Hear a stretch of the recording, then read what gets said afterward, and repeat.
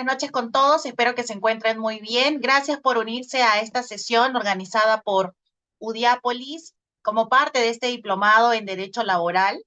Mi nombre es Esther Ángeles. Hoy vamos a conversar acerca de modalidades de contratación laboral. Cualquier pregunta pueden hacerla a través del chat o también alzando su mano. Y vamos a estar en estas 2 horas, pues, todos nosotros conversando acerca de estos asuntos. Cualquier consulta nuevamente es totalmente bienvenida, siéntanse libres y pues ambos canales, tanto el chat como los audios, se encuentran abiertos para que puedan formular sus consultas. Empezamos entonces, bienvenidos nuevamente. Y en cuanto a modalidades de contratación laboral, quiero comentarles que existen dos modalidades que surgen por parte de quien llamamos un empleador o un contratante. Pues cuando hablamos de empresas o en el mercado nacional peruano, podemos observar que existen formas de contratación directa e indirecta. En el caso de la contratación directa, es aquella que realiza una persona jurídica o una persona natural y lo hace pues a través de las planillas que seguramente hemos escuchado, que son en el Perú administradas, gestionadas directamente por las empresas, pero bajo la vigilancia y supervisión de la SUNAT, la Superintendencia Nacional de Fiscalización Laboral.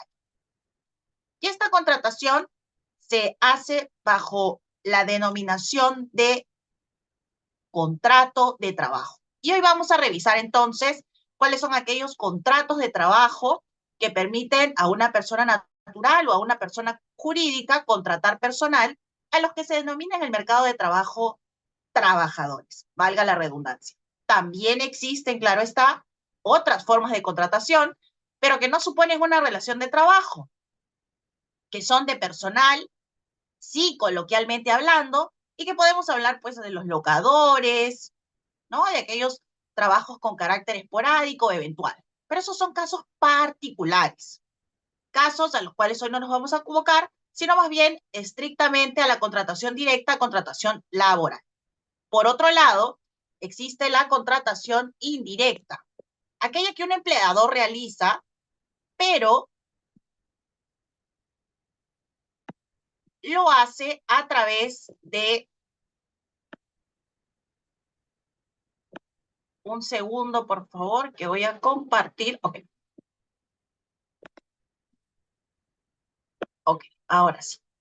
Aquella que realiza un empleador, una persona jurídica, o inclusive puede ser una persona natural, pero lo hace a través de una tercera empresa. Es decir, no registra el personal en su planilla, sino más bien contrata a una tercera empresa, bajo modalidades que actualmente se conocen como intermediación laboral o tercerización laboral. Vamos entonces a empezar por la contratación directa, la cual está contemplada en nuestro régimen laboral bajo contratos de trabajo y suponen términos que vamos a revisar en adelante, como son la subordinación. Esa idea en la cual quien es empleador te contrata en tu planilla, te registra en la planilla, y por esta subordinación se genera la facultad de que este empleador tenga un poder que se llama poder de dirección para nosotros los abogados, para quienes sean otros profesionales de otras especialidades, sepan que ese poder de dirección en cristiano le permite a un empleador que te registra en planilla y te hace suscribir un contrato de trabajo y para el cual eres su trabajador, le permite dirigirte, es decir, darte las órdenes de trabajo, le permite fiscalizarte, ver si estás cumpliendo con esas órdenes de trabajo, pero además también le permite sancionarte si es que no cumples con tus actividades. Entonces, pues tenemos que en una relación de trabajo, la regla general es sin duda que una persona sea dirigida, fiscalizada y sancionada por quien es su empleado. Pero bajo esa regla general, vamos a ver que dependiendo cómo se establezca este tipo de contrato, podemos tener 3 tipos, de los cuales vamos a conversar hoy. El primero es el contrato indeterminado. Luego está el contrato determinado, o también llamado a plazo fijo o contrato por tiempo fijo, ¿no? A plazo fijo. Y luego tenemos el contrato a tiempo parcial. Estos tres tipos de contrato son contratos que se hacen directamente por el empleador, por el cual te registra planilla, pero cada uno de ellos tiene una consideración especial. Todos bajo la lógica de que quien te contrata te puede dirigir, fiscalizar y sancionar. Y además, claro está, darte los beneficios que conocemos como beneficios de planilla, ¿no? ¿Y cuál es la particularidad de estos contratos? La lógica es que en el primero de ellos, el contrato indeterminado, no tiene un plazo establecido. ¿Y bajo qué supuestos el empleador te contrata bajo un contrato indeterminado? Pues cuando ha determinado que tú realizas una actividad principal y permanente de la empresa. Pero les cuento que pasa en muchas ocasiones en el mercado laboral peruano como una situación cultural, social, que las empresas deciden contratar a plazo fijo, también llamado plazo determinado, ¿no? ¿Y por qué se contrata bajo este tipo de contrato? Pues porque las empresas quieren beneficiarse justamente de este plazo del contrato para incentivar a los trabajadores a que pues estén motivados y continúen realizando sus labores mes a mes, periodo a periodo del contrato, sin incurrir pues en incumplimientos, sin incurrir en bajas en el desempeño. Entonces tenemos que, si bien de acuerdo a ley, la regla general para toda empresa debería ser que te contraten bajo un contrato indeterminado, porque por lo general las actividades que hacen los trabajadores son principales y permanentes de la empresa, pasa ya en la práctica que, por el contrario, las empresas usan este contrato determinado, este contrato a plazo fijo, como el contrato más recurrente, más empleado. Pero esto no necesariamente es correcto, porque les cuento que el contrato determinado tiene unos supuestos específicos en la ley, los cuales vamos a revisar hoy y solo son 9 supuestos. Entonces, quiero que quede claro que cuando ustedes observen que hay empresas que contratan a plazo fijo, también llamado a plazo determinado, estos contratos que pueden ser, por ejemplo, de obra, de servicio específico, de inicio o incremento de actividad, de necesidades del mercado, que seguramente muchos de nosotros hemos tenido con nuestras empresas al ser contratados como trabajadores, o también que vemos que nuestras empresas se usan mucho, no necesariamente son legalmente correctos. Lo que debe ocurrir, ya les cuento, es que la regla general nos mande que si hacemos actividades que son principales y permanentes de nuestra empresa, tenemos que ser contratados, sin duda en planilla, con un contrato de trabajo.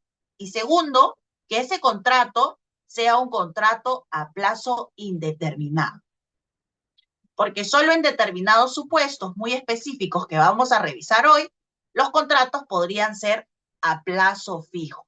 Este contrato indeterminado, por ejemplo, tiene una característica, y es que si un empleador que contrata bajo este tipo, pues solo cuando exista un despido, el cual supone un procedimiento, que han identificado una falta, solo en esos casos es que se entiende que el empleador te va a poder cesar bajo despido y sin tener que pagarte ningún tipo de reparación, que en el caso específico de este contrato sería pues la indemnización por despido arbitrario.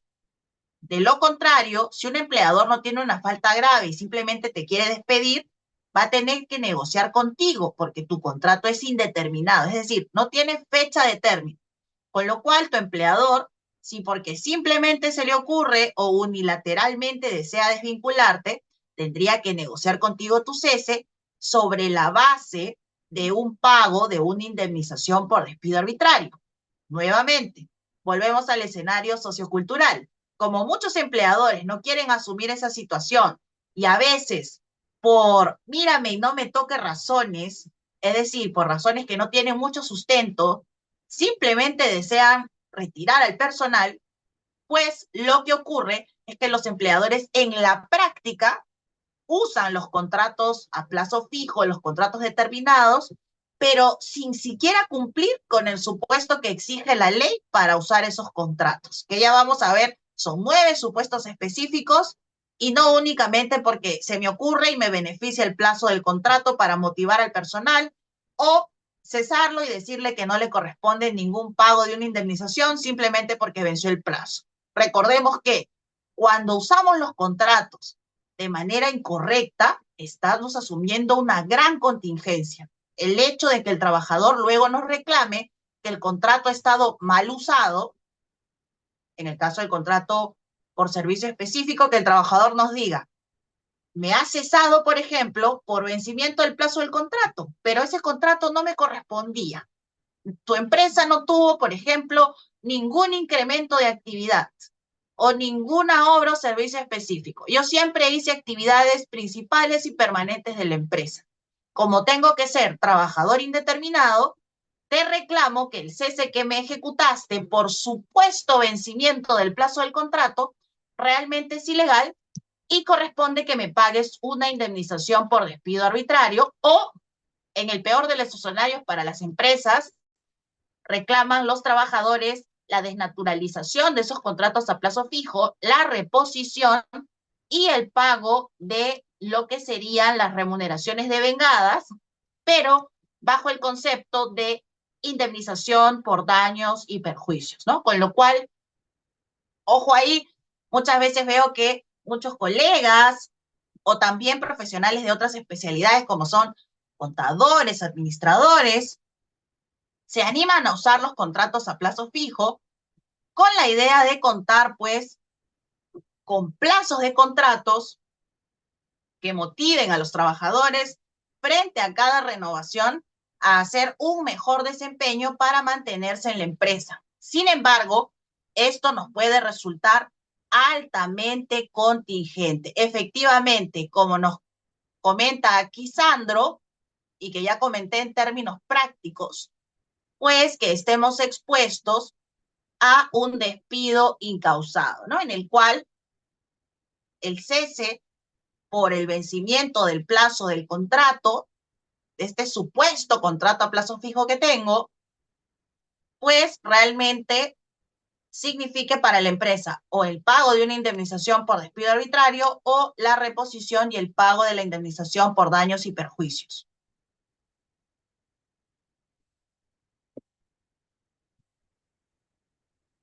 Y entonces, dicho esto, veamos cómo en un contrato de trabajo el trabajador se entiende subordinado. Es decir, es un trabajador que es dirigido, fiscalizado y sancionado por su empresa. Dirigido porque le dan órdenes, fiscalizado porque se le hace un seguimiento de sus actividades, se evalúa ese desempeño y sancionado pues porque eventualmente si se identifica un incumplimiento, habrá una sanción, que puede ser una suspensión, una amonestación o pues inclusive un despido. Y en esa lógica, cuando establecemos un contrato de trabajo, la regla general que tenemos que tener clara, más allá de lo que ocurra socioculturalmente, que es la contratación masiva por contratos a plazo fijo, recordemos que el contrato general por excelencia que debería usarse es el contrato indeterminado, aquel contrato que no tiene un plazo específico de duración y que es un contrato frente al cual solo puedo cesar al trabajador si es que tengo una falta grave por la cual le realizo un procedimiento de despido, el cual culmina pues en el cese del trabajador, ¿no? No tengo un motivo unilateral que invocar como el término del plazo del contrato, porque justamente el contrato es indeterminado. Pero ya les había adelantado que existen estos contratos de trabajo a plazo fijo, los cuales son usados recurrentemente por las empresas justamente por el beneficio del plazo. Y en esos casos, pues se olvida que estos contratos de trabajo a plazo fijo están regulados de una manera muy rigurosa, ¿no? En el Decreto Supremo 003-97-TR. Y suponen estos contratos que son contratos de excepción, no los puedo usar para todos aquellos trabajadores que laboren en mi empresa, para mi planilla en general, sino que debo circunscribirme a los supuestos que están en la ley, porque cada uno de esos 9 contratos de la ley que se llaman contratos sujetos a modalidad, contratos a plazo fijo, contratos determinados, que es al final lo mismo, pues deben tener una causa, lo que llamamos una causa objetiva de acuerdo a ley. Y además deben ser formalizados por escrito. Si bien en la actualidad ya no se presentan ante el Ministerio de Trabajo, deben sí estar suscritos en un documento. A diferencia del contrato indeterminado, que les cuento, bastará pues el registro en planilla y que bajemos de la planilla electrónica, específicamente del T-Registro, la constancia de acta. En el caso del contrato a plazo determinado, plazo fijo, sujeto a modalidad, ojo, no basta la constancia de alta en el T-Registro, sino que además también hay que tener el documento firmado por escrito. Ya les contaba yo que para estos contratos de trabajo a plazo fijo, pues tenemos un tema con el cese. Y es que en el caso del contrato a plazo fijo, lo que existe es un cese por término justamente de este plazo, un plazo que ya se pacta desde el inicio de esta relación laboral, desde que se firma el contrato, ya uno sabe por anticipado que el contrato va a terminar en una fecha determinada y a partir de esa fecha, pues sin que exista ninguna necesidad de aviso, de no renovación, el contrato culmina. A diferencia del contrato indeterminado, que como ya hemos revisado, es un contrato en el cual, pues, la manera en que unilateralmente un empleador pueda cesarte pasa por la identificación de una falta grave y que te sigan un procedimiento de despido. Esto también ocurre en el contrato a plazo fijo, pero el vencimiento del plazo del contrato como forma de cese, ese sí es exclusivo de estos contratos a plazo fijo, ¿no? Porque, nuevamente insisto, el contrato indeterminado no tiene un plazo máximo de duración.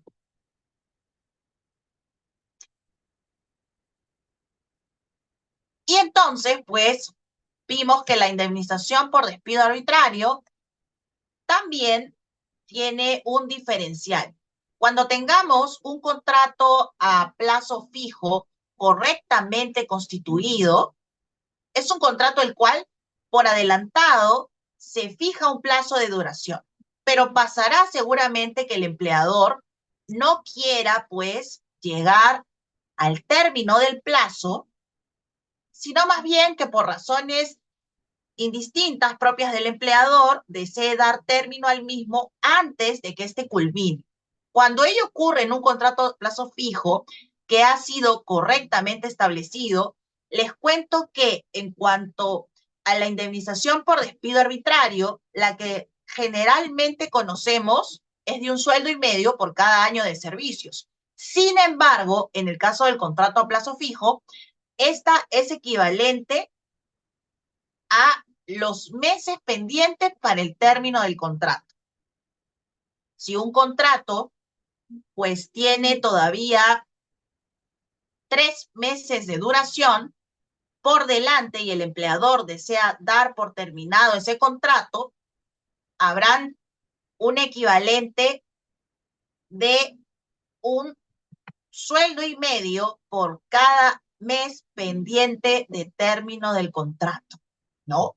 Lo cual ya vemos que encarece, incrementa, aumenta el monto de la indemnización por despido arbitrario en un contrato de trabajo a plazo fijo. Así un empleador tendrá que pensar 3, 4, 5, 10 veces antes, si es que desea terminar un contrato a plazo fijo antes del término del contrato. Gracias, Bernardo, por tu consulta. Sí, en el caso de un contrato indefinido, indeterminado, se usan como sinónimos. Así como en el caso de los contratos a plazo fijo, también se conocen como determinados o sujetos a modalidad.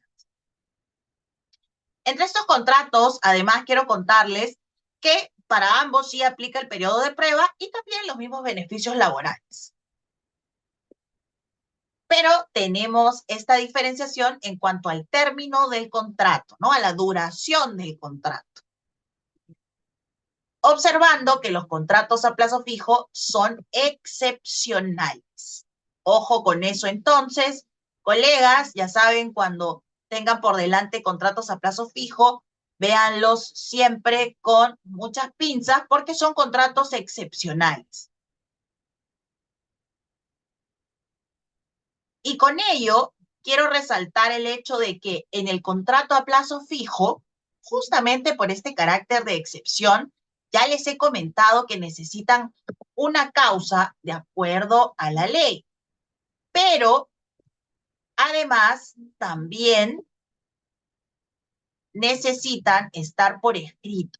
Pero quiero detenerme aquí y recalcarles, colegas, que para la validez de estos contratos de trabajo a plazo fijo, esta causa objetiva, este motivo del contrato, tiene que ser aquel motivo, aunque uno de los 9 que la ley nos autoriza. Y tiene que estar señalado en el contrato de manera expresa, muy clara, que sin duda, no haya duda, no resulte ni ambiguo ni oscuro, y que además esté relacionado con la actividad del trabajador. Voy a poner un ejemplo. Si una empresa inicia sus actividades, va a tener entonces seguramente un registro ante SUNARP, ante la Superintendencia Nacional de Registros Públicos, ¿no? Donde haya pues registrado su constitución, va a tener la partida registral, un número de partida, va a tener seguramente un inicio de actividades ante SUNAT con la emisión de un registro de contribuyente, y con todos estos documentos que son objetivamente reales, va a poder esta empresa acreditar, entre otros, ¿no? Como puede ser, por ejemplo, la declaración jurada de fábrica del lugar donde va a iniciar la planta de operaciones, entre otros, las autorizaciones, ¿no? De ciertas empresas, perdón, de ciertos ministerios, dependiendo de la actividad que realice. Toda esa información formal va a poder acreditar de manera real que efectivamente se trata de una empresa que acredita, que inicia, perdón, actividades. Y con esto, pues, no basta con tener estos documentos, sino que en el contrato a plazo fijo, por escrito, si bien no lo voy a presentar al Ministerio de Trabajo, pero por escrito, en un contrato de trabajo que va a tener que firmar el trabajador y que voy a guardar en mis archivos y que tiene este sustento real que les estoy mencionando, debe haber una cláusula en la cual específicamente se detalle justamente esta causa en el contrato. La empresa constituida a través de la partida registral con fecha tal, así como a través del inicio de operaciones declarado ante SUNAT con fecha tal, y como se puede ver del documento de declaración de fábrica tal que acredita el inicio de operaciones en la planta ubicada en tal lugar, inicia sus actividades, pensemos, como empresa que fabrica pues productos lácteos. Con ello requiere contratar a un obrero dedicado pues a la operatividad de la máquina tal. Veamos cómo esta redacción, que tiene un sustento real, que va a estar por escrito en el contrato de trabajo, y va a detallar esta causa objetiva, este motivo de inicio de actividades, va a ser un sustento para poder contar con este contrato de trabajo por inicio de actividades. Quiero ser enfática en esto porque no basta con tener los sustentos, no basta con tener un contrato por escrito, sino que en este contrato por escrito que tiene un sustento real, tiene que estar en un documento específico en el cual detallemos esa causa objetiva. Y con esto una recomendación, colegas. Además de que el contrato tenga la causa objetiva y sea un documento que se firme por escrito con el trabajador, recordar conservar también el sustento de nuestro contrato. Si es, pues, inicio de actividades, una empresa que va a iniciar operaciones, ya les he comentado hace un momento ciertos documentos que le pueden ayudar a acreditar eso.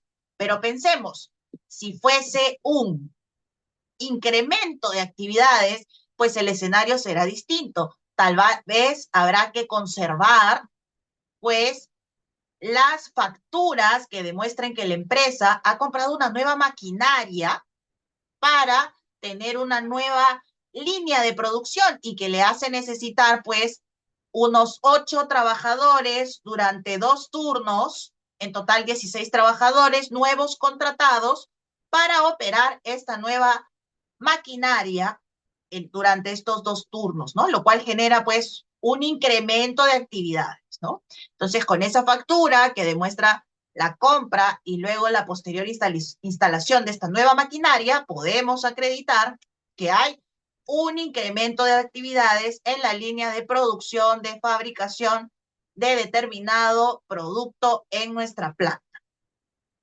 Y así, con cada uno de los 9 supuestos que están en la ley. Vamos a ver que en estos tipos de contrato, okay,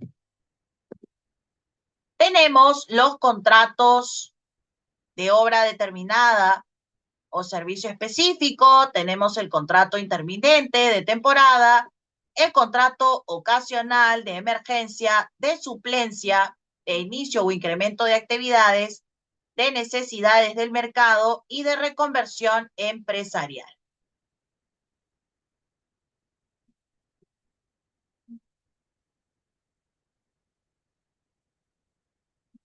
Gracias, Sarita. Alzaste tu mano. Por favor, cuéntanos.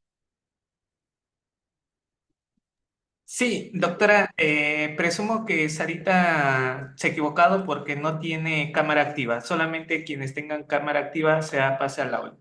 Puede continuar, doctora. Gracias. De acuerdo, gracias.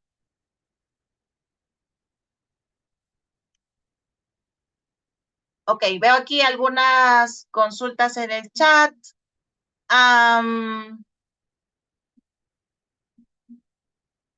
Ok, Stephanie nos dice, si el empleador termina el contrato faltando 4 días para el vencimiento, ¿se aplica la indemnización por despido arbitrario de 1,5 remuneración? Entendemos que es un contrato de trabajo a plazo fijo. Si faltan 4 días para su vencimiento, si vemos desde la óptica del empleador, pues sin duda lo conveniente sería pagar hasta el último día de sueldo para no tener que pagar la indemnización por despido arbitrario. Si lo vemos desde el lado del trabajador, un empleador que te comunica el cese unilateral del contrato a plazo fijo con 4 días de antelación, pues sí, efectivamente habría que sacar una prorrata de 1,5 sueldos entre 30 por 4, ¿no? Para sacar el monto correspondiente, el proporcional, por esos 4 días pendientes del contrato que el trabajador no va a poder culminar porque su empleador decidió anticipadamente cesar. Gracias, Lucía, por tu consulta. En el caso de los medios sueldos, ¿vendrían a ser lucro cesante o daño emergente? Entiendo que te refieres a la indemnización por despido arbitrario y esta no está dentro de ninguna calificación de daño para efectos del otorgamiento directo por parte del empleador. Lo que sí, ya cuando hablamos de un escenario judicial, estamos hablando de una indemnización por daños y perjuicios equivalente a los sueldos que debiste percibir entre la fecha de cese hasta la fecha en que el juez te reordena el reingreso y se consideran como lucro cesante, sea bajo el concepto de indemnización por daños y perjuicios propiamente, y en otros casos, cuando la reposición se considera de manera directa para casos, por ejemplo, de discriminación, ¿no? No de despido incausado, ahí sí lo que también se califica es directamente reposición y remuneraciones de vengadas, ¿no? No una indemnización por daños y perjuicios. Gracias, Eladio. Un serumista, ¿qué tipo de contrato debe tener? Pues un contrato de prácticas. Bernardo, gracias por tu consulta. ¿Contrato a plazo fijo es diferente a indeterminado? Sí, son diferentes. Sandro, doctora, en su opinión, ¿no cree que el despido incausado ha reemplazado el despido arbitrario? Porque ahora la gran mayoría de personas que tienen 2 o 3 años en una empresa y no le renuevan,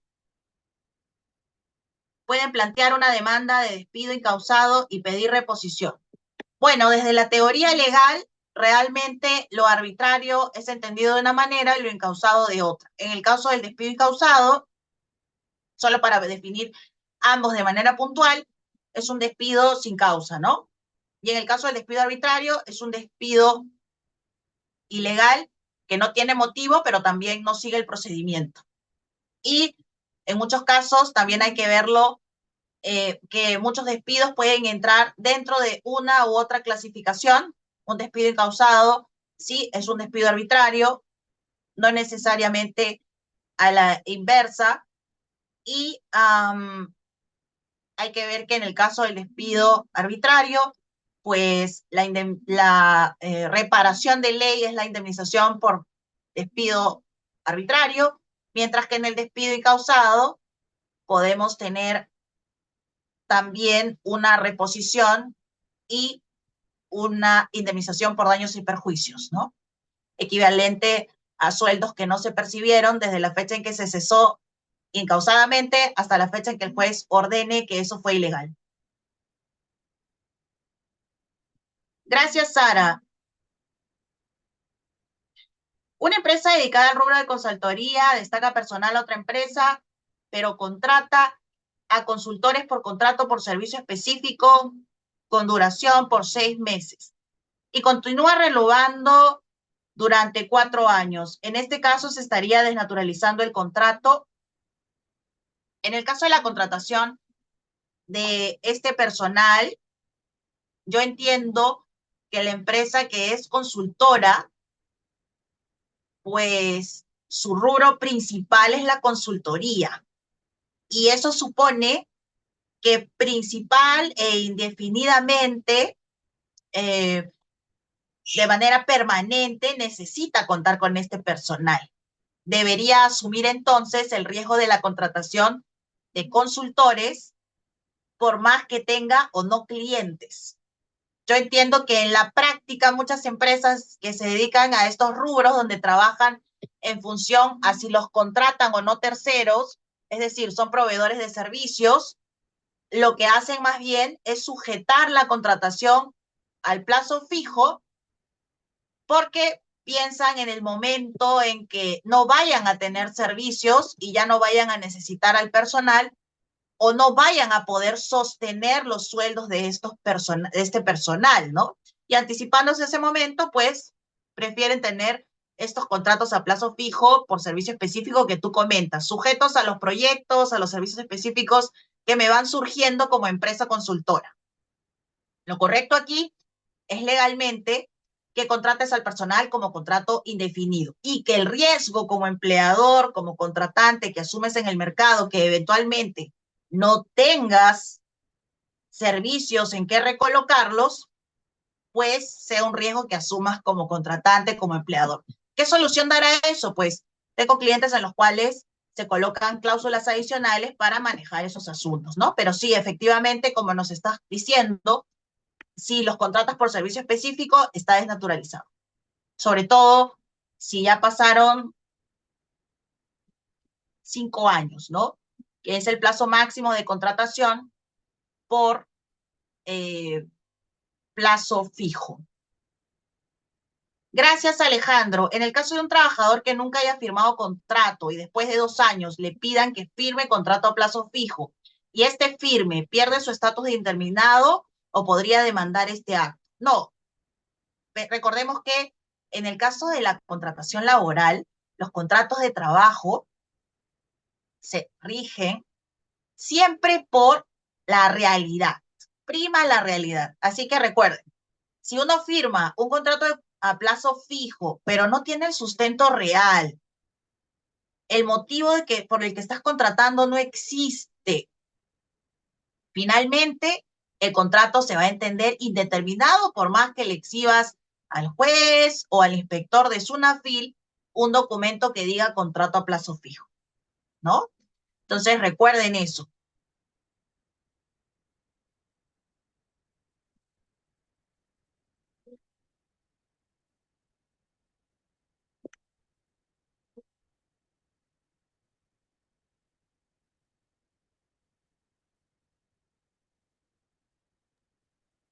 Doctora, Sí, tenemos a Catherine que ha levantado su manito.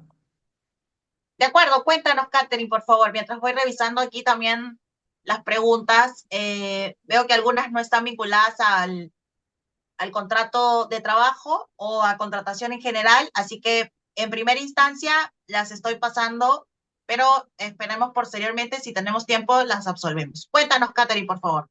Muchas gracias, doctora. Estimados colegas, Gracias. por favor, ceñirse al tema, ¿sí? Les agradecería porque nuestro docente va a responder referente a la exposición y tienen que tener activo su cámara. Les agradecería también que sean precisos en la pregunta. Adelante, Catrín. Bienvenida. Luego te doy pase, Diana. Gracias. Gracias. Buenas noches, doctora. Buenas noches con todo el presente, doctora. Tenía una consulta. Es con respecto a un contrato como tercero. Te contratan como terceros por 3 meses, pero inicias 15 días. Posteriormente de esos 15 días no sale tu orden. Pero ¿qué sucede? Que a partir del 16 día es donde tú firmas contrato, pero por un plazo determinado, o con otra entidad, ¿ya? Pero estas dos serían públicas. Doctora, ¿es factible pero tu orden sale después de esa fecha, doctora? ¿Es factible que tú puedas firmar tu orden para que te puedan pagar por esos 15 días? O prácticamente, en ese caso, ¿cómo se podría hacer, doctora? Eso era la consulta. Muchas gracias por tu consulta, Katherine. De hecho, comentarles que si bien existen empresas del Estado que se rigen también por el régimen laboral de la actividad privada, aquel que está regulado en el Decreto Supremo 003-97-TR, existen también otras formalidades de contratación, como son el contrato administrativo de servicios, ¿no? El CAS, o también los servicios no personales, las órdenes de servicios, que son equivalentes a los contratos de locación que suscriben muchas entidades del Estado, las cuales pues se rigen enteramente por la regulación de la propia institución. Y respecto a estas prácticas de gestión sobre, por ejemplo, regularizar esa orden de servicio, te cuento que he visto casos en que de acuerdo a la gestión burocrática de cada entidad, sí efectivamente pues se hace una regularización, como también, dependiendo de la entidad y las autoridades allí, pues se ha decidido lo contrario, ¿no? Entonces, te sugiero en estricto que cuando se trate de temas de contrataciones en entidades del Estado, puedas averiguar en las áreas específicas de recursos humanos y además también en la dirección a la cual tienes que reportar cuáles son las formas de contratación y de gestión de los contratos en específico para evitar que tengas pues impagos, incumplimientos, penalidades, porque sí, existe mucha rigurosidad, pero sujeto también a la gestión, a la burocracia de cada entidad, ¿no? Sin perder de vista, claro está, y te lo recomiendo así, Catherine, siempre, que lo retroactivo siempre será muy enemigo de las gestiones, ¿no? Con lo cual, todo siempre por anticipado. Gracias, Diana, por favor, cuéntanos. Adelante, Diana, por favor. Una pregunta. Gracias. Diana, ¿puedes activar tu audio? Bienvenida. Buenas noches con todos, buenas noches, doctora. Mi pregunta es acerca de las contrataciones estatales que hay. Cuando uno ha prestado servicios y después la empresa te suspende el contrato diciendo ya no necesitamos tus servicios y ya no te vuelve a contratar a plazo fijo, ¿los contratos son legales o se mantienen por un cierto tiempo y después se vuelven nulos? Gracias por tu consulta. En el caso de la contratación de una empresa bajo el régimen de la actividad privada, pues los contratos se rigen igualmente por la legislación que estamos explicando.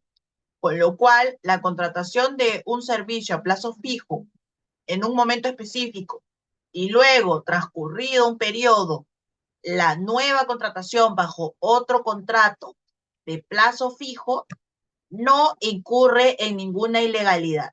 Evidentemente, lo que debe preservarse es el lineamiento de que el contrato siempre está sostenido en una causa objetiva, que es una de las que están, de las 9 que están aquí en la pantalla, ¿no? Y que suponen entonces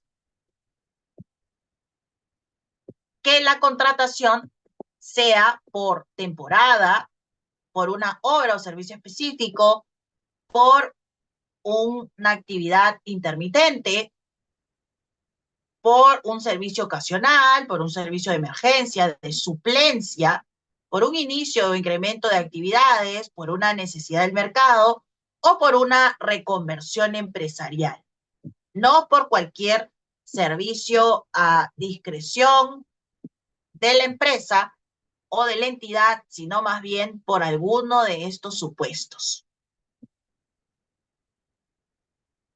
Y en todos estos supuestos que están en la ley, quiero contarles que tienen un plazo de duración máxima cada uno de ellos. Muchos de ellos, el plazo es el necesario, es decir, aquel que pues cada uno de esos motivos determine. Por ejemplo, si hablamos de una suplencia, pensemos que una persona ha salido a través de una licencia sin goce de haber, otorgada por el empleador, a realizar estudios de maestría fuera del país. Y esto le significa pues que esté fuera de la compañía un año. Esa licencia genera que el puesto se encuentre vacante durante el tiempo de la licencia y se necesite de un suplente. La empresa, con total validez, legalidad, puede suscribir un contrato de trabajo por plazo determinado, plazo fijo o sujeto a modalidad, que es lo mismo, bajo esta modalidad de suplencia durante el año, ¿no? Es una duración que se hace necesaria para la empresa. ¿Cuál será el sustento real? Pues sin duda el convenio de licencia que ha firmado con esta persona que se está yendo a estudiar su maestría. Habrá entonces que redactar, ya vemos, un documento el cual sea un contrato de trabajo a plazo fijo, sujeto a modalidad o determinado, en la modalidad de suplencia por el plazo de un año y que la causa sea que con motivo de que la posición X del área tal se encuentra en estos momentos vacante debido a que la persona que ocupa ese puesto, Juanito de los Palotes, ha obtenido una licencia sin goce de haber por el plazo de un año para realizar sus maestrías en el exterior conforme al convenio suscrito en la fecha tal. En ese sentido, la empresa necesita cubrir el puesto de X, ¿no? Pensemos tesorero. Y con ello, pues, requiere contratar a esta otra persona, ¿no? Ya vemos cómo en el propio contrato deberá estar redactada entonces también la causa objetiva bajo esos términos y esta es la lógica en la cual debemos suscribir nuestros contratos para su validez.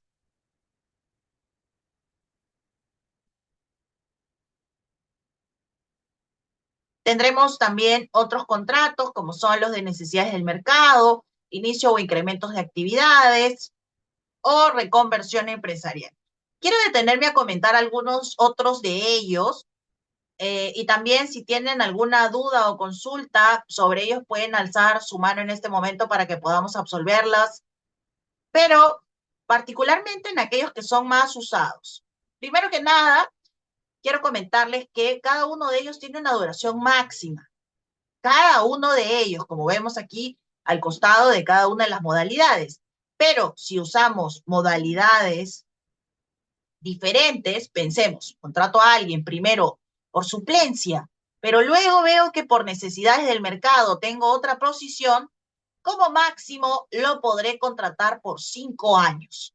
Es decir, si la persona que estuvo cubriendo a Juanito de los Palotes por 1 año, luego, fruto de una necesidad del mercado, de la empresa, puedo colocarlo en una posición por otros 4 años más, ese será el tope de contratación a plazo fijo. Luego de ese tiempo, se entenderá que el trabajador ya debe ser contratado bajo un contrato indeterminado porque ha excedido el plazo, ¿no? Ya no lo podré contratar nuevamente.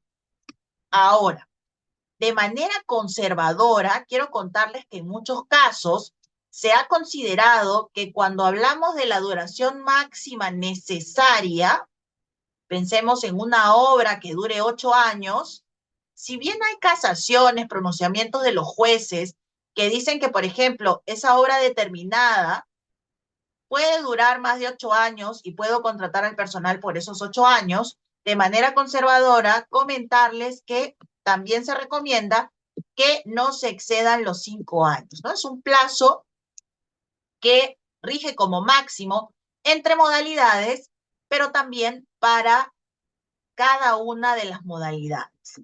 Es la recomendación porque el exceso del tiempo puede llevarnos también a escenarios de reclamo, ¿no? De conflictividad laboral, justamente por esta falta de definición específica sobre los máximos plazos en cada una de las modalidades. Es la recomendación conservadora, pero ya les comento, les reitero que existen sí pronunciamientos de la Corte Suprema y de otras instancias judiciales que señalan que para ciertas modalidades en la cual la contratación es la necesaria, esta puede exceder los 5 años siempre que sea necesario.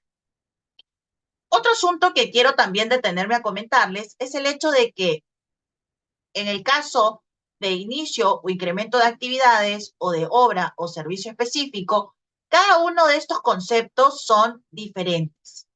Es decir, no se trata de un contrato de inicio e incremento de actividades, sino que o yo tengo un inicio de actividades o tengo un incremento de actividades y uno de esos dos motivos es la causa de mi contrato, la cual tengo que justificar en el contrato a través de una cláusula y además tener pues también el sustento real.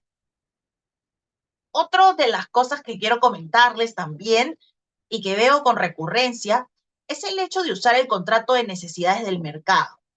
Quiero contarles que este contrato de necesidades del mercado, muchos lo usan porque observan que la duración máxima es de 5 años, pero no perdamos de vista que necesita una causa de contratación que supone que tengas un incremento, ¿no?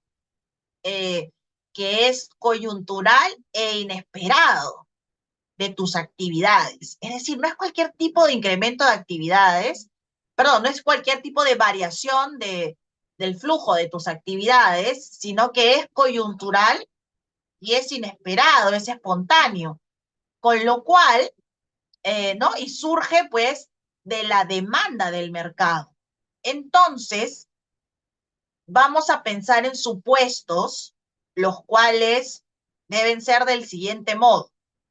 Si ocurriera un terremoto en Lima y muchas casas se caen, evidentemente habría la necesidad, surgiría la demanda de que se reconstruyan muchas edificaciones. Y con eso, por ejemplo, la necesidad de cemento, de tubos, de todo el material de construcción sería alta, ¿no? Surge la demanda. Como vemos, es una necesidad del mercado, un crecimiento de la demanda pero que surge de manera coyuntural a partir de este terremoto. Y así pues una empresa de cemento, por ejemplo, que tuviera que incrementar los turnos de trabajo a partir de esta necesidad del mercado que se refleja en sus estadísticas de venta a partir del terremoto, que tienen una línea ascendente de venta, pues todo ello, la noticia del periódico que habla del terremoto, los análisis estadísticos de los reportes financieros de los 3 últimos meses respecto a las ventas que tuvo esta empresa, que todas están en alza, toda esa documentación refleja que la empresa efectivamente tiene una necesidad del mercado, una demanda del mercado que le hace obligatorio prácticamente tener un turno 3 de trabajo, contratar a personal para que cubra las líneas de producción en ese turno 3 y pues produzca más cemento en el caso que estamos colocando.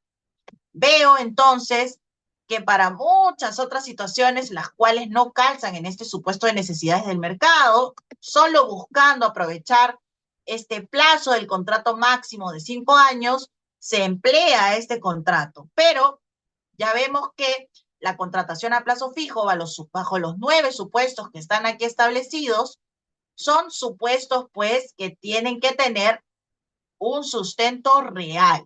No nos expongamos, colegas, a que se considere que nuestros contratos de trabajo a plazo fijo están desnaturalizados, ¿no? Ojo ahí, ya hemos conversado también sobre el caso del consultor, que es el equivalente a esos casos de empresas donde sujetas a proyectos de terceros quieren contratar al personal a plazo fijo porque consideran que laboran bajo obras o servicios para terceros y pues quieren beneficiarse justamente del plazo del contrato. Nuevamente, cuidado con esos supuestos, ya vimos que realmente son personal que debe ser contratado de manera indeterminada, ¿no? Ya les cuento que, por ejemplo, eh, conozco un cliente que es una empresa que brinda servicios informáticos de plataformas y esta empresa, pues, lo brinda, son servicios a diferentes empresas, pero había contratado a su personal casi al 100% a través de contratos a plazo fijo justamente de obra o servicio, porque consideraba que las obras que realizaba, los proyectos que tenía con los diferentes clientes, era aquello que sustentaba la obra o servicio de cada trabajador. Y esto fue analizado por SUNAFIL y determinado que era ilegal, ¿no? Que más bien había una desnaturalización de los contratos de trabajo a plazo fijo por obra determinada que había suscrito la empresa con su personal. Que no nos pase eso, colegas, ¿no? Estemos muy al tanto, en todo caso, informemos correctamente a los empresarios para que sean ellos, pues, quienes tomen la decisión de los riesgos que asumen, ¿no? En este caso, ya sabemos que cuando un contrato de trabajo a plazo fijo está desnaturalizado, la consecuencia es, ya vimos, la eventual reposición con el pago de los daños y perjuicios equivalentes a los sueldos dejados de percibir entre la fecha de cese hasta la fecha de reingreso a la empresa, o en otros casos será pues la indemnización por despido arbitrario, ¿no? Pero en ambos se hace bastante oneroso. Voy a ver aquí algunas consultas que habían hecho.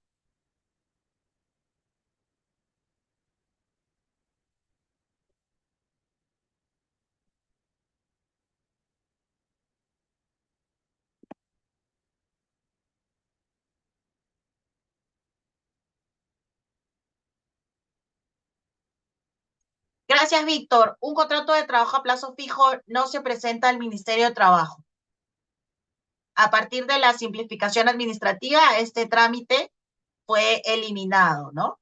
Los contratos que sí se presentan al Ministerio de Trabajo son, por ejemplo, el contrato de parcial, el cual vamos a hablar después en un momento, y también, por ejemplo, el contrato de trabajadores extranjeros, ¿no?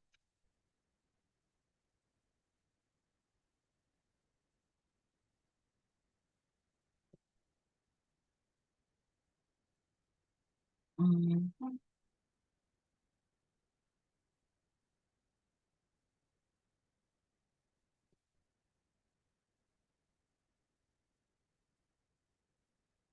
Eh,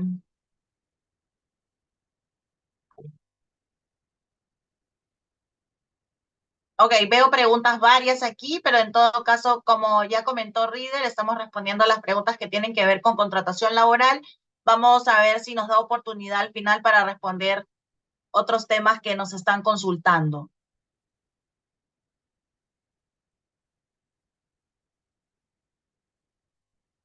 Um,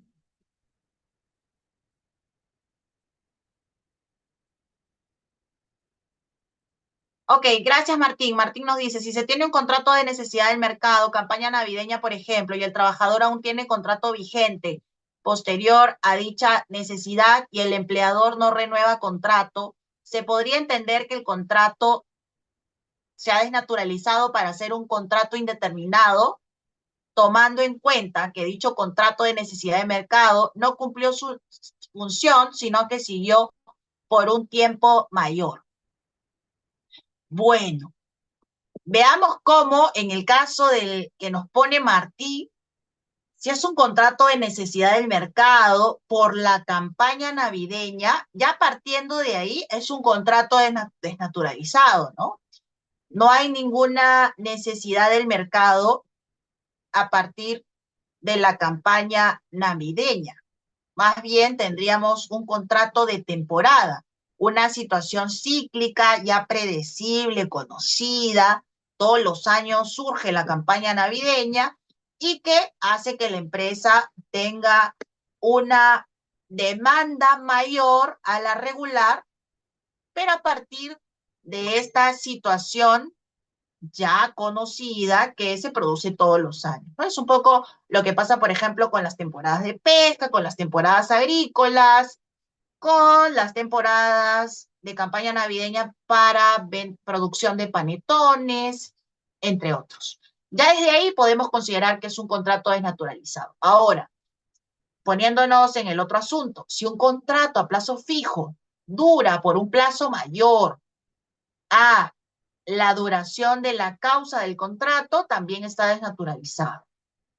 No solo es más allá de los plazos, sino también más allá de la causa. Veamos el caso del suplente. Si el suplente, en el ejemplo que poníamos del año que se fue a estudiar a la maestría, pues regresa el suplente, perdón, regresa el suplido y el suplente se queda trabajando por 1 año, 3 meses, conjuntamente con el suplido que regresó después del año, pues ya vemos cómo hay ahí una desnaturalización de ese contrato, ¿no? Entonces, ojo ahí, los contratos efectivamente, como lo comenta Martín de manera práctica, tienen que cumplir su función, ¿no? Y claro está, durar el tiempo que corresponda. Gracias a ti, Martín, por participar.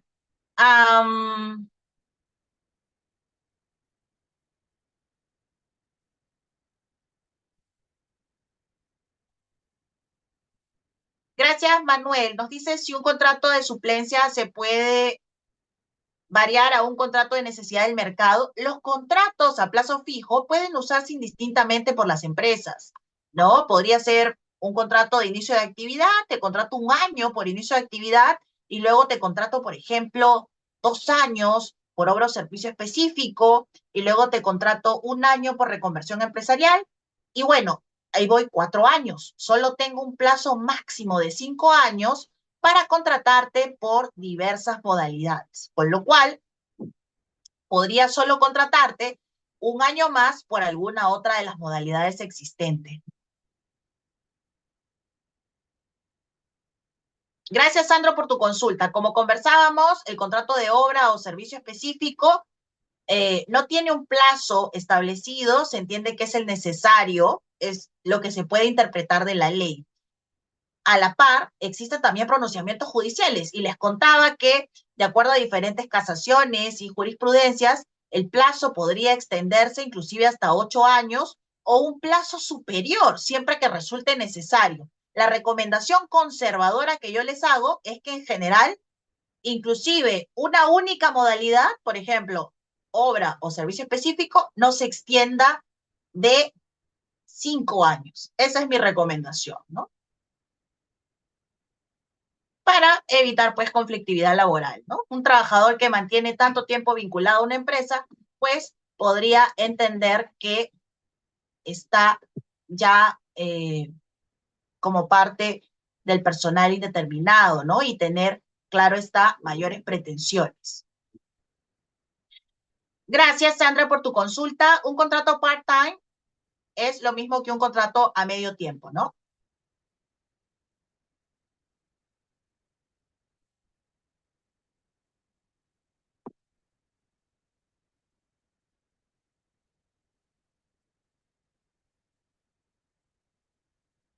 De acuerdo, Reader. Continuamos entonces.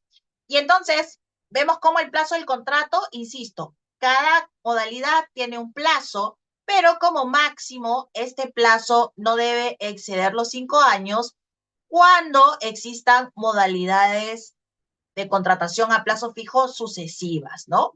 Cada modalidad también tendrá su propio plazo. En los casos en que la ley no te ha establecido uno y se considera que es el necesario, pues tratemos de que no exceda los 5 años. Pero esto, ya les digo, no está establecido así necesariamente en la ley, con lo cual será a riesgo de cada empleador. Y ya que hemos hablado del plazo, quiero detenerme a conversar acerca de la prórroga. Muchas veces observo que en el contrato inicial, pues la forma de contratación es perfecta. Nos preocupamos de colocar la causa objetiva, tenemos los documentos de sustento, pero cuando se trata de la prórroga, no somos tan rigurosos en hacer las renovaciones. Algunas recomendaciones puntuales, recuerda hacerla por escrito, ¿no? Hazla con anticipación,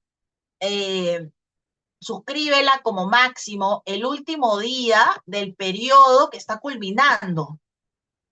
No lo hagas ya transcurrido el plazo. Veo muchos casos en los cuales las empresas empiezan a sufrir de dolores de cabeza porque el contrato ya venció y no lograron suscribir la prórroga y el trabajador empieza a señalar que tiene un contrato indeterminado y no se niega a firmar la prórroga. Entonces, para evitar esto, pues cuidemos los plazos en que se firma. Recuerda que para firmar esa prórroga o también llamada renovación, sin duda, la causa que justifica el contrato de trabajo a plazo fijo debe persistir. Es decir, si por ejemplo tu contrato inicial fue suscrito por necesidades del mercado, sin duda, cuando vayas a firmar la renovación, esa necesidad del mercado tiene que seguir vigente. Si ese sustento no está aún vigente, no continúa en el tiempo, pues realmente el contrato igual se va a entender desnaturalizado. Ojo entonces ahí, no pensemos que a una persona que está suplida, pero que finalmente ya regresó a la empresa, le voy a poder hacer un contrato de renovación para mantener a su suplente si es que ya retornó a la empresa quien estaba suplido, ¿no? Entonces, ojo ahí, ¿no? Mucho cuidado, porque ahí también estaríamos generando nosotros una contingencia para nuestra organización. Y les recomiendo que como regla, pues en sus organizaciones tengan establecido el hecho de que no pueden iniciar la prestación del servicio sin que exista un documento de renovación por escrito.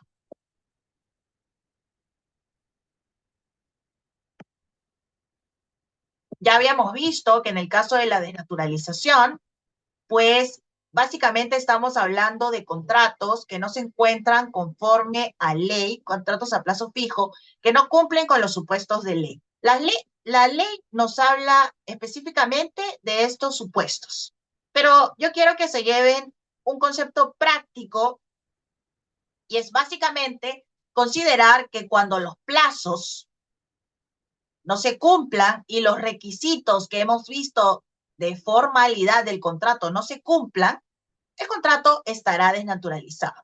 Con lo cual, recordar siempre, Un contrato que esté en el plazo de la ley, que esté suscrito por escrito y que tenga una causa objetiva real.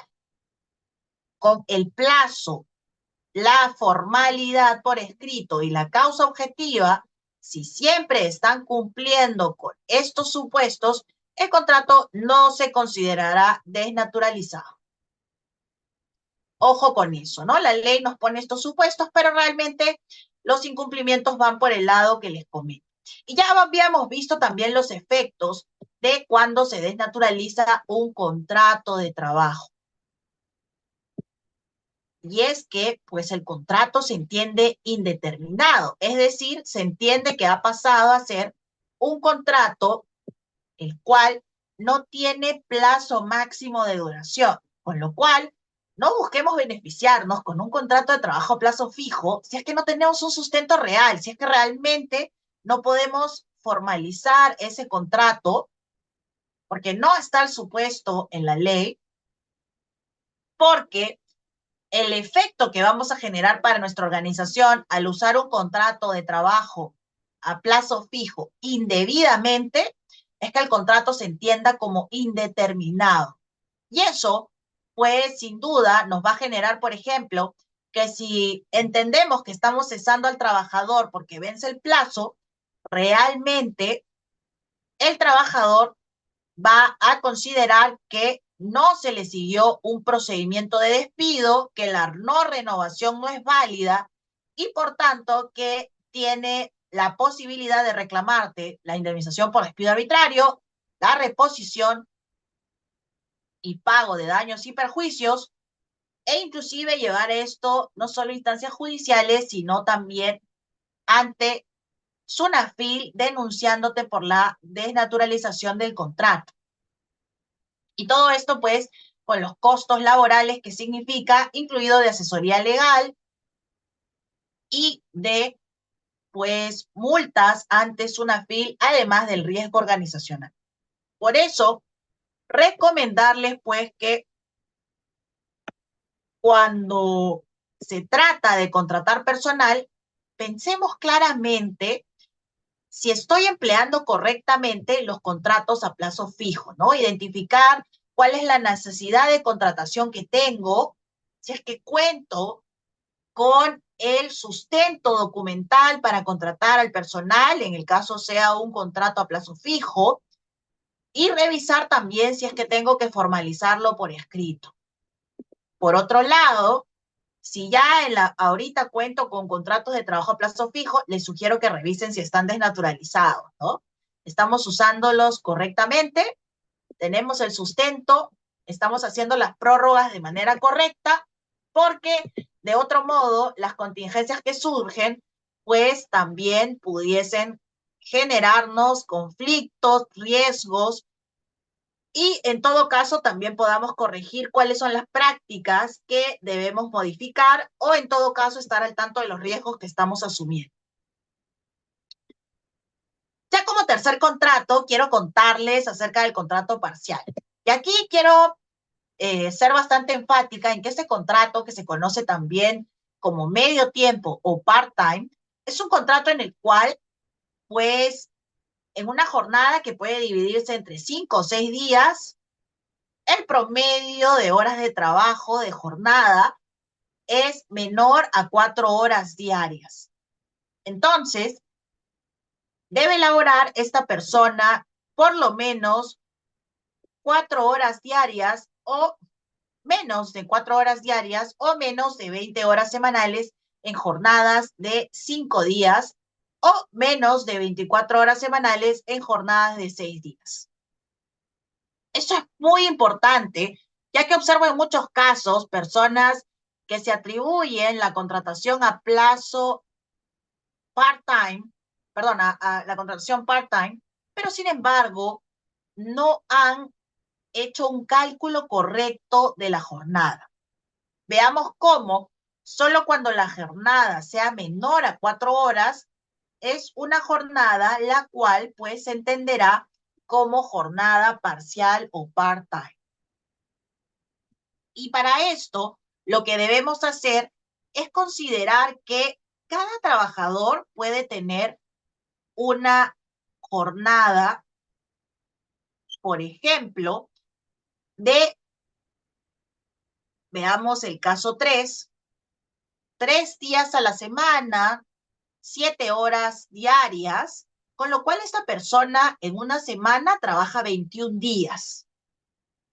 Estos 21 días, para saber en promedio cuántas horas le significan al trabajador en la semana, deben dividirse entre la jornada semanal de la empresa. Esta es una empresa en la cual los trabajadores laboran regularmente de lunes a sábado, es decir, 7 días. Con lo cual, 6 días, con lo cual hay que hacer una división entre los 21 días de la semana que labora esta persona y dividirlos entre los 6 días que labora el personal de la empresa.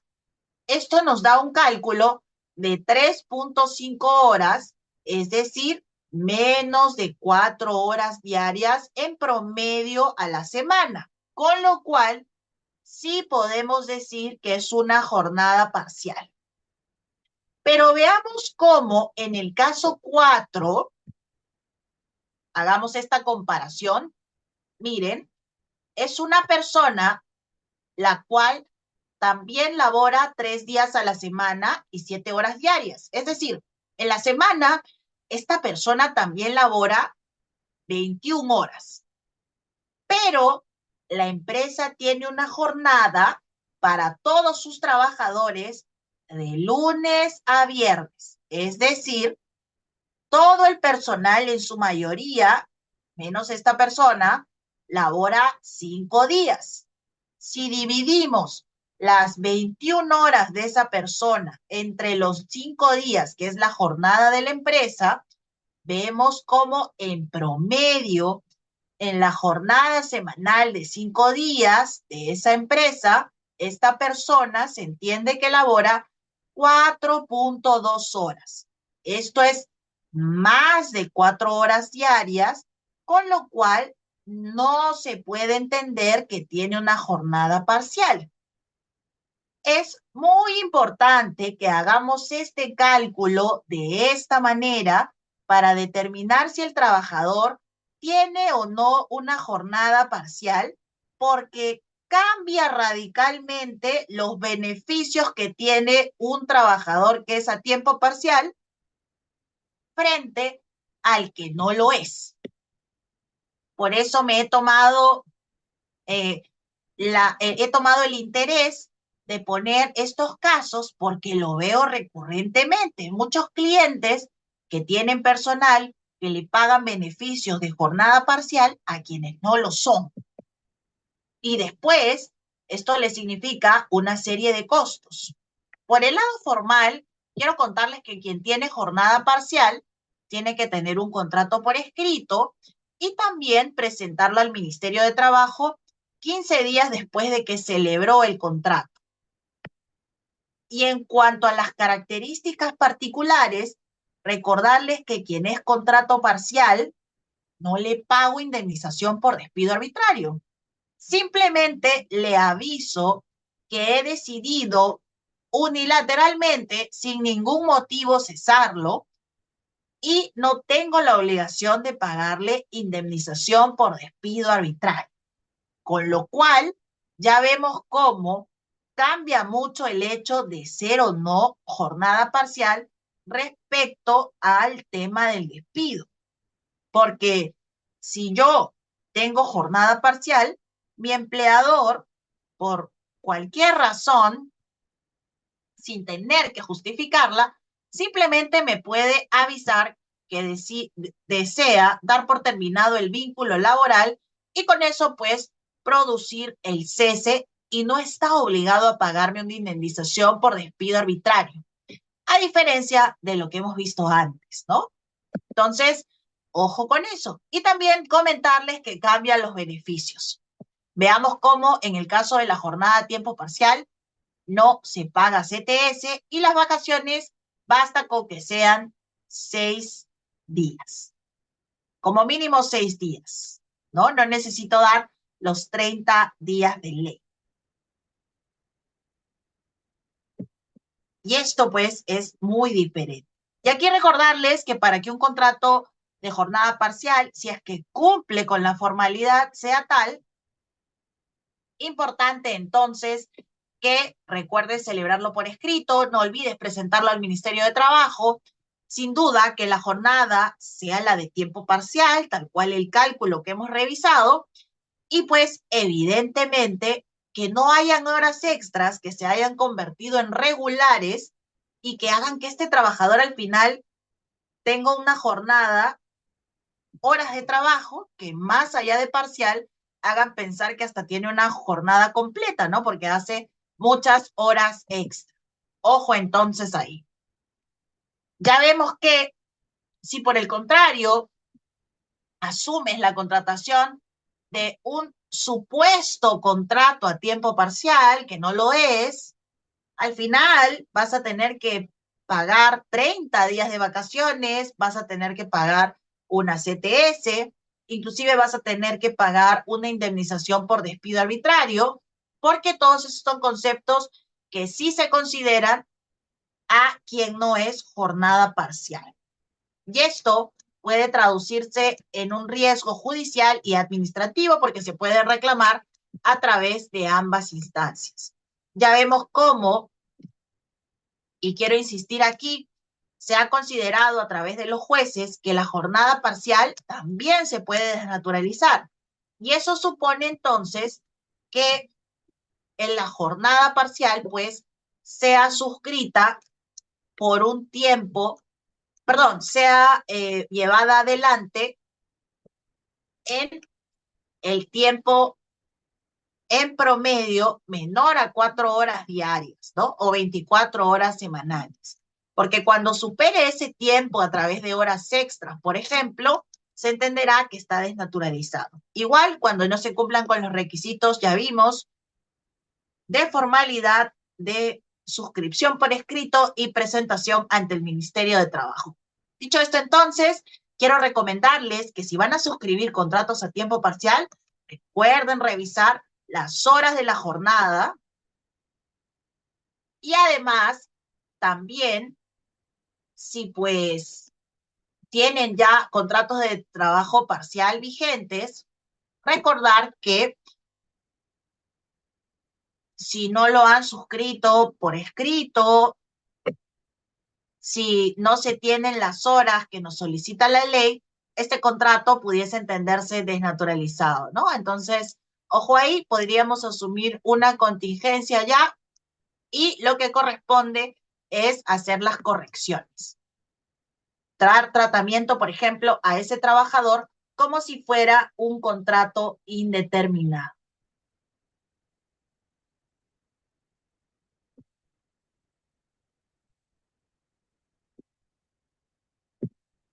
Ya hemos conversado entonces acerca de la contratación. Vimos cómo un empleador puede contratar de manera directa a los trabajadores a través de contratos indeterminados o indefinidos, a través de contratos a plazo fijo, sujeto a modalidad o determinado, que también se le conoce, y a través de contratos parciales. Cada uno de ellos tiene formalidades, recordemos cumplirlas, porque de lo contrario, particularmente en el contrato a plazo fijo y en el contrato parcial, de desnaturalizarse, significan contingencias para la empresa. Ahora vamos a pasar a conversar acerca de la contratación indirecta. Y es que esta contratación es una que se da por parte de las empresas a través de otras empresas, buscando que se les provea un servicio o personal. En el Perú tenemos dos tipos de estas modalidades. Una es la intermediación y otra es la tercerización. Vamos a empezar conversando acerca de la intermediación. Esta está regulada en la ley 27626.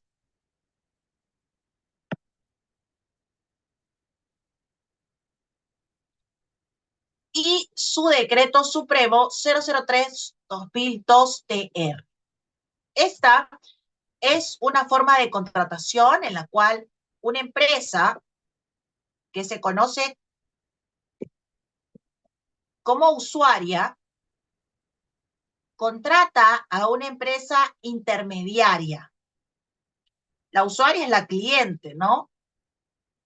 Y contrata a una empresa intermediaria, que es la que presta el servicio de intermediación. La ley la llama intermediaria. Y es aquella que, pues, tiene el personal registrado en planilla y que a través de este contrato de servicios, esta relación civil, le destaca al personal. La intermediaria es quien destaca el personal a la usuaria. De acuerdo a la ley, tenemos estos actores, ¿no? Estas partes, estos participantes, los trabajadores contratados en la planilla de la intermediaria y una intermediaria que es contratada a través de un contrato civil de servicios de intermediación por una empresa usuaria, que es la finalmente cliente, la finalmente usuaria de esa provisión de personal a través del destaque de los trabajadores. Y en estos casos, la ley establece para la intermediación supuestos, los cuales son de temporalidad, de complementariedad y de alta especialización. La ley para la procedencia de la intermediación habla de dos reglas. La primera es que si se trata de la actividad principal, solo pueden suscribirse servicios temporales, como son los servicios ocasionales o de suplencia. Por eso vemos que en el mercado muchas veces se piden a empresas de intermediación que, por ejemplo, nos envíen bajo ese contrato de intermediación a los suplentes en una empresa. Fruto de accidentes de trabajo, fruto de licencias por maternidad. Las empresas también lo pueden hacer directamente a través de los contratos a plazo fijo en la modalidad de suplencia, pero muchas veces también deciden hacerlo a través de las empresas de intermediación. Y la otra regla es que si se trata de una actividad complementaria, pues esta puede ser procedente a través de un supuesto de intermediación si son temporales o permanentes.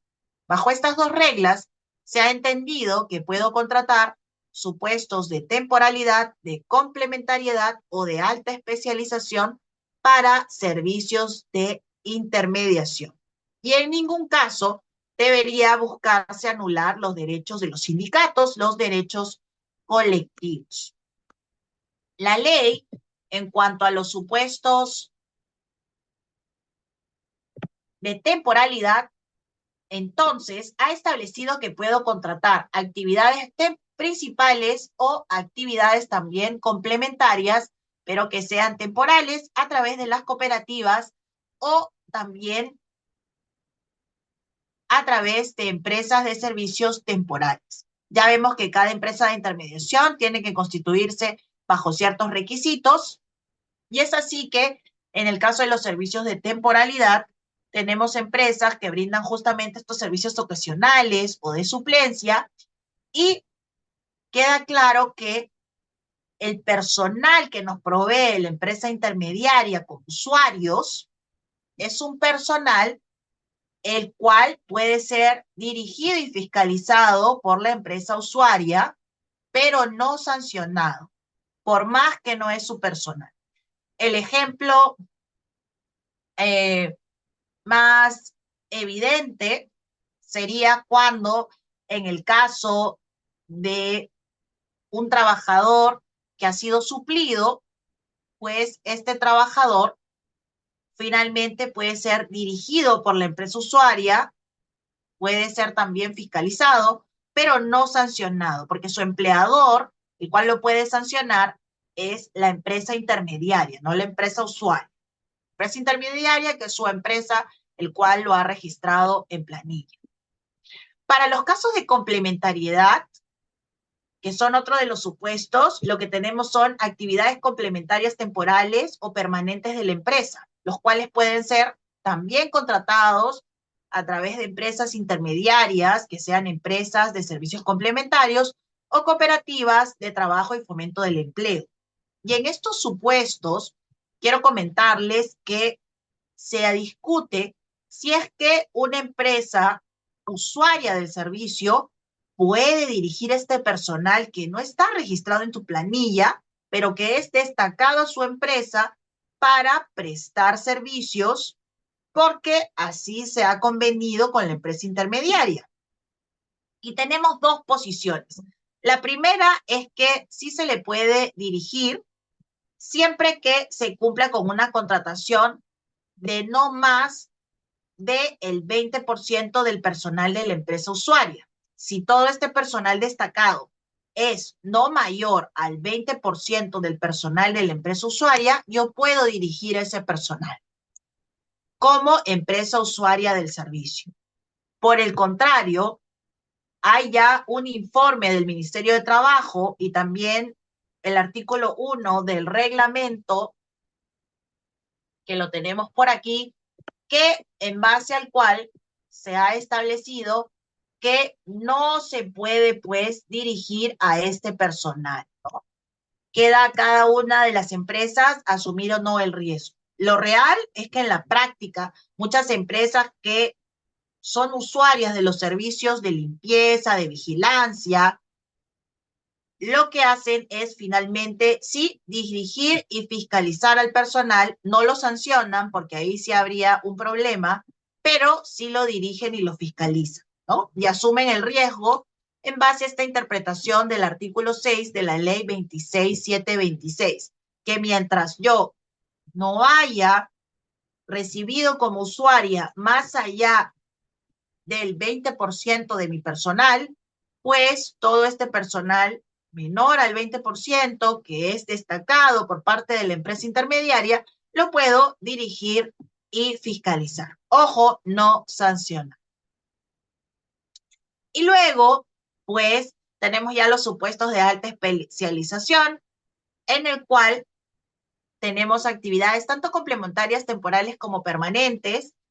También se pueden recibir estas actividades de empresas intermediarias que estén dedicadas a los servicios de alta especialización y de ninguna manera existirá subordinación. Ya la ley ha establecido algunos supuestos, como pueden ser, por ejemplo, la fumigación, entre otras actividades, ¿no?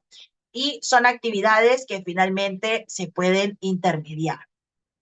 En el caso de la intermediación, no hay mayor complejidad en la contratación, salvo cuando no se ha podido determinar si la actividad es principal o complementaria respecto a la empresa. Y para esos casos, les sugiero, como a muchos clientes, que puedan revisar la clasificación internacional industrial uniforme, en la cual se encuentra establecido cuáles son las clasificaciones de las actividades, ¿no? Y en base a eso puedes determinar si son actividades también temporales, complementarias o de alta especialización, y si entran en alguno de los supuestos que también ya están establecidos, preestablecidos en la ley, ¿no? Han habido casos en los cuales ciertas actividades que parecieran ser, por ejemplo, la actividad complementaria de mensajería, no queda claro. Y buscándolo a través de la clasificación internacional industrial uniforme, esto se ha, pues, analizado y se ha determinado si para el caso específico entra como actividad complementaria o no, que puede ser intermediada. Quiero recordarles, en el caso de la intermediación, lo más importante, considerar que la empresa usuaria no puede sancionar al personal que se le destaca. Si bien lo puede fiscalizar y dirigir en algunos casos, si es que la empresa asume el riesgo que hemos conversado aquí respecto a no tener más del 20%, y pues entonces fiscalizar y dirigir al personal intermediado, es un riesgo que asume cada empresa, ¿no? Y es un riesgo por analizar.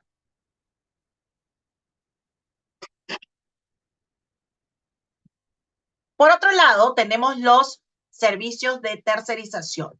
Y aquí quiero que cuando piensen en tercerización, siempre piensen en autonomía. Es decir, quien es la empresa cliente, lo que conocemos como empresa usuaria, es la empresa a la cual se le terceriza el personal, se le desplaza, en tercerización se le conoce como empresa principal. Luego tenemos la empresa tercerizadora, que es quien contrata al personal en su planilla y lo desplaza.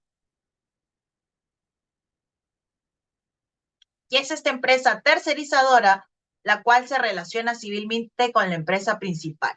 La tercerización está regulada en la ley 29.245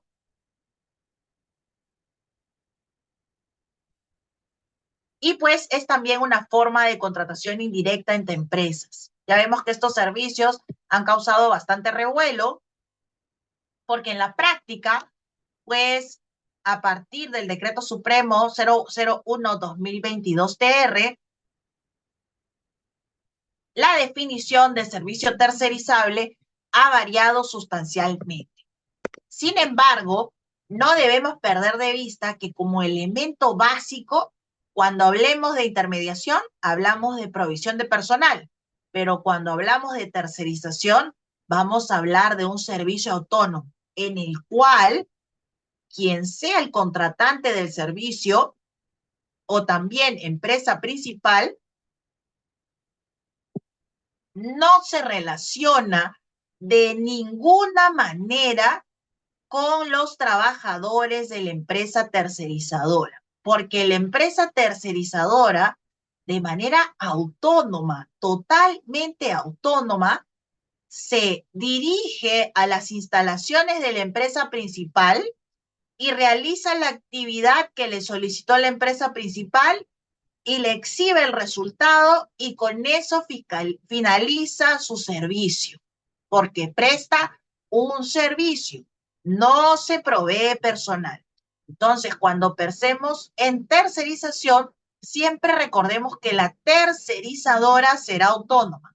Ojo, esto no impide, claro está, que en el contrato fijemos un resultado, que haya coordinadores de la empresa principal y de la tercerizadora, pero deberá ser uno como máximo dos.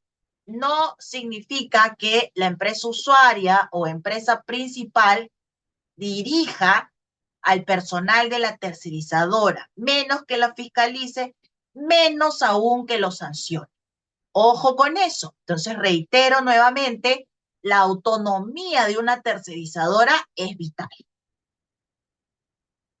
Y dicho esto, entonces, a partir del 23 de agosto del 2022, en que cambió la configuración de la tercerización, vemos cómo lo que se terceriza, aquello que se puede contratar, son una o más partes de la actividad especializada u obra vinculadas a la actividad principal y no pueden tener por objeto el núcleo del negocio, siempre existiendo desplazamiento continuo. El desplazamiento continuo, pues, no significa que ese personal de la tercerizadora va a las instalaciones o al lugar que designe la empresa que es cliente, ¿no? En este caso, la empresa principal, así le llaman en la ley de tercerización, y preste el servicio. Y este desplazamiento ocurre justamente en más de un tercio de los días laborables del contrato, o excede las 420 horas o 52 días de trabajo efectivo, consecutivos o no, dentro de un semestre, ¿no? Y vemos cómo, pues, esta actividad principal, esta actividad especializada y esta obra se entienden como actividades que están vinculadas a la actividad principal finalmente, ¿no? Y a muchos pues se les ha hecho bastante complicado definir qué es núcleo del negocio, porque finalmente puedo tercerizar la obra especializada, la obra o actividad especializada vinculada a la actividad principal, pero que no sea núcleo del negocio. ¿Qué significa esto?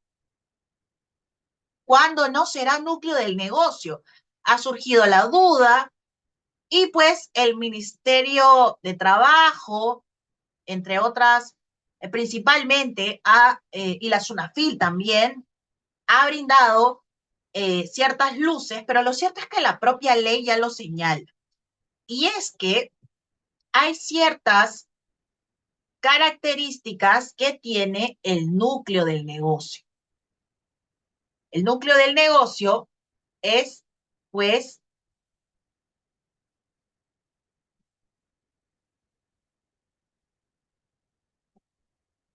el núcleo del negocio es, pues, el objeto social de la empresa, es también lo que la identifica a la empresa frente a sus clientes finales, es también el elemento diferenciador de la empresa dentro del mercado, es la actividad de la empresa que genera un valor añadido para sus clientes y es la actividad de la empresa que suele reportarle mayores ingresos.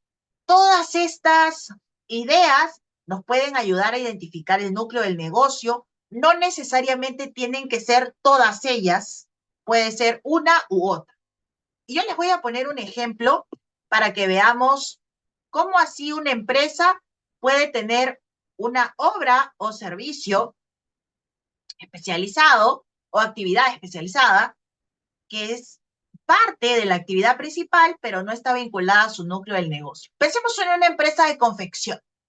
Si una empresa de confección tiene como núcleo del negocio el hecho de diseñar prendas por Juanito de los Palotes, que es un gran diseñador reconocido en el mercado, veamos cómo esa empresa, dentro de su actividad principal, tendrá sin duda la confección también, pero la confección propiamente y la venta de prendas no es por sí misma el núcleo del negocio, porque el núcleo del negocio es que se vendan los diseños que hace Juanito de los Palotes.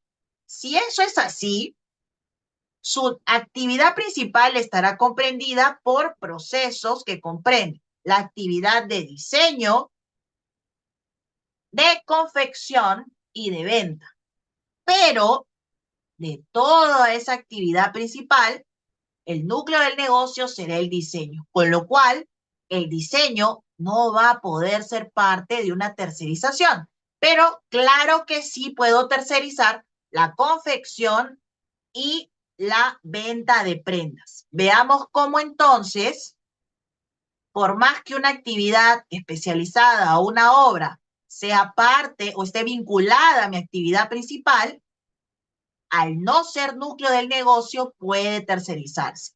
Sin duda, hay supuestos que son más complejos y habrá que analizar caso por caso.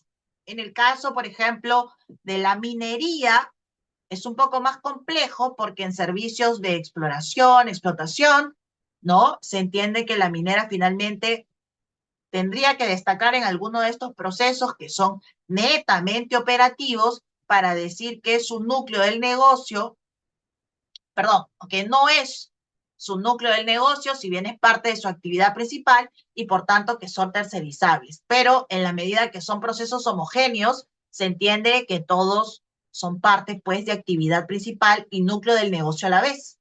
Con lo cual, el tema ha llevado a que estas empresas en su mayoría sean quienes realicen acciones tanto ante ante el Indecopi como ante pues los jueces civiles, los jueces constitucionales a través de demandas de amparo para suspender los efectos de esta ley, ¿no? Y al punto que tenemos aún resolviéndose la acción popular respecto a el cuestionamiento de esta normativa. Pero ya vemos cómo es importante entonces que bajo esta nueva configuración de la tercerización no perdamos de vista que una empresa puede tener muchas actividades en su actividad principal, pero lo que está prohibido de tercerizar es solo el núcleo del negocio. Hay que identificar para cada empresa qué es el núcleo del negocio, que no es solamente el objeto social, no solamente es aquello que le reporta mayores ingresos, sino habrá que analizar caso por caso en base a esas características que nos ha dado la ley y que pues no son todas ellas aplicadas necesariamente en conjunto, sino que puede aplicarse una u otra para identificar el núcleo de una empresa. Ojo con esto, ¿no? Pongo siempre este ejemplo de la empresa de confecciones, pero que al final lo que vende realmente como núcleo es diseño, para que se pueda observar que no es tampoco un cierre total de la tercerización para aquellas empresas que venían usando esta forma de contratación y que bajo esta nueva idea de tercerización se han sentido un poco perdidas, ¿no? Hay empresas que han pensado que el negocio se les cae, pero realmente lo que hay que identificar es cuál es tu núcleo, ¿no? Es solo eso, aquello que no se puede tercerizar. Y volviendo al tema de la tercerización como configuración, no quiero que perdamos de vista el tema de la autonomía. Y aquí me extiendo un poco más, ya les había contado que la empresa funciona por sí misma, la tercerizadora, pero esto supone que lo hace no solo con su propio personal, sino también, ojo, debe tener sus propios recursos, no solo económicos, sino también técnicos, materiales. Cuidado cuando le otorgamos a la empresa de tercerización, pues, ciertos elementos para que realice el servicio, ¿no? O lo hacemos parte de los equipos de trabajo que tenemos en nuestras planillas como empresa principal, como empresa cliente. Es decir, juntamos a todos los trabajadores, los que me están tercerizando, los que vienen desplazados y el personal que yo tengo en la empresa contratado en mi planilla, ¿no? Entonces, ojo ahí con ese tipo de acciones, porque, por ejemplo, en el caso de los bienes, elementos, solo en los casos en que estos sean necesariamente de necesidad de ser otorgados a la empresa tercerizadora, pues podemos como empresa principal otorgarnos, ¿no? Pensemos que tenemos, por ejemplo, logos que están estandarizados con ciertos colores, ciertos diseños, que por un tema de autenticidad y preservación de la marca, solo lo manejo yo como empresa principal. Si eso es así, y contrato a una empresa para que embolse, por ejemplo, el cemento, y le voy a proveer yo como empresa principal las bolsas para que embolse el cemento, porque son de un material especial y tienen un logo que ha sido realizado en un pantón especial con colores determinados, pues entonces se entiende que hay un nivel, pues, de exclusividad, especificidad en el bien que yo como empresa principal, empresa contratante del servicio, le voy a dar a la empresa tercerizadora para que lo use ese personal.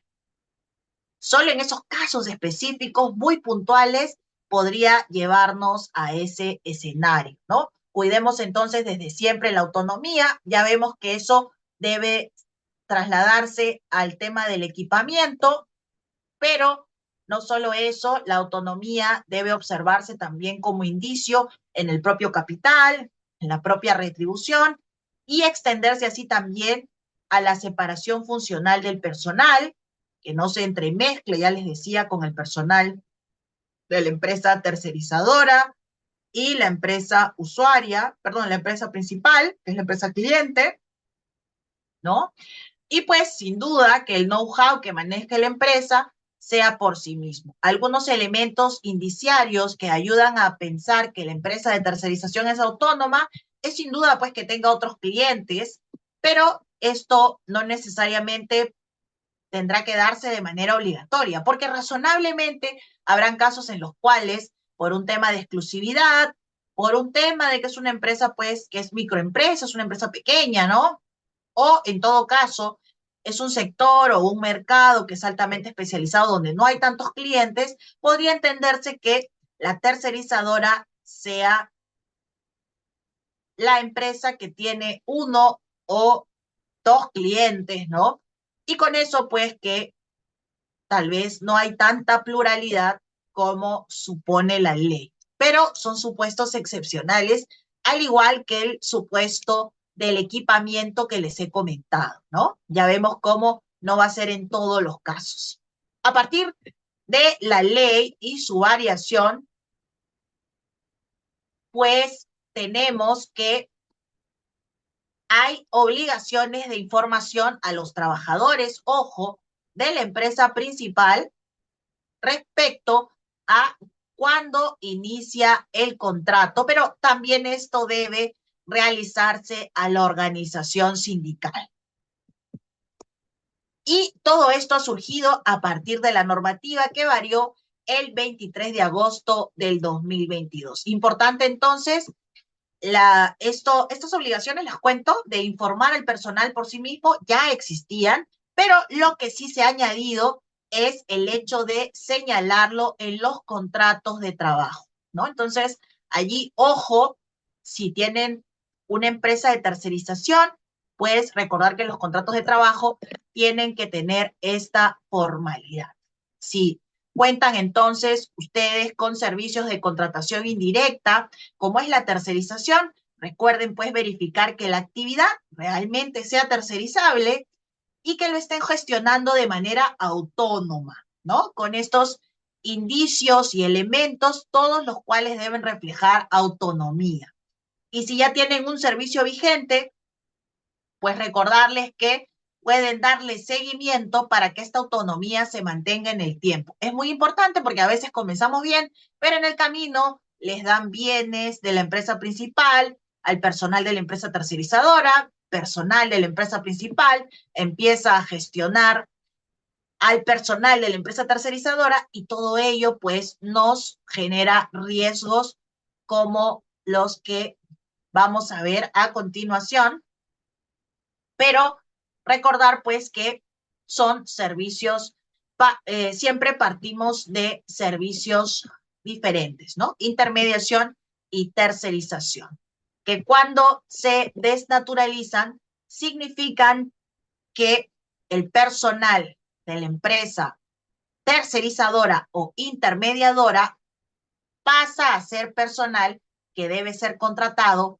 en la planilla de la empresa usuaria o también llamada empresa principal. Y esto a través de demandas judiciales, pero también a través de la SUNAFIL, a través de diferentes denuncias, tal cual pasa con otros asuntos de contratación. Muchas gracias por haberse unido a esta transmisión.